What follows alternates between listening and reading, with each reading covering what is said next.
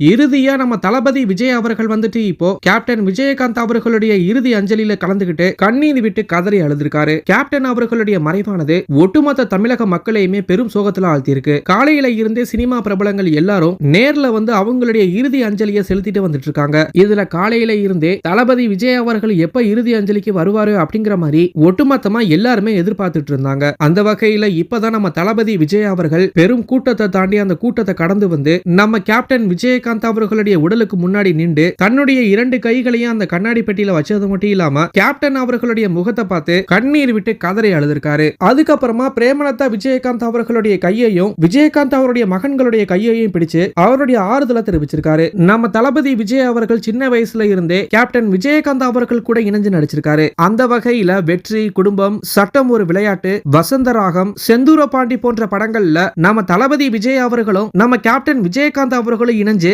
ரொம்பவே அருமையா நடிச்சிருப்பாங்க. இன்னும் முக்கியமா சொல்லணும் அப்படின்னா நம்ம தளபதி அவர்கள் இந்த அளவுக்கு வளர்ந்திருக்காருன்னா அதுல மிகப்பெரிய பங்கு கேப்டன் அவர்களுக்கு இருக்கு. கேப்டன் விஜயகாந்த் அவர்கள் பல்வேறு வழிகள்ல நம்ம தளபதி விஜய் அவர்கள் கெரியர்ல தூக்கி விட்டுருக்காரு. இதனால ஆரம்பத்துல இருந்தே 2 பேருக்குமே ஒரு பெரும் ஒற்றுமையும் இருக்கு. இப்போ கேப்டன் அவர்களுடைய மறைவு தளபதி அவர்களை பெரும் அளவுல பாதிச்சிருக்கிறதா சொல்லப்படுது. இதனாலதான் கேப்டன் அவர்களுடைய முகத்தை பார்த்து தளபதி அவர்கள் கண்ணீர் விட்டு அழுதிருக்காரு. இந்த ஒரு விஷயம் தான் இப்போ சமூக வலைதளத்துல வெளியாகி எல்லார் மத்தியிலையும் பயங்கரமா வைரல் ஆயிட்டு வந்துட்டு இருக்கு. இவங்களுடைய இந்த ஒற்றுமை பத்தின உங்களுடைய கருத்துக்களை கீழே இருக்கிற கமெண்ட் பாக்ஸ்ல போஸ்ட் பண்ணுங்க. மேலும் இது போன்ற செய்திகளை தெரிஞ்சுக்க நம்மளுடைய சேனலை சப்ஸ்கிரைப் பண்ணுங்க.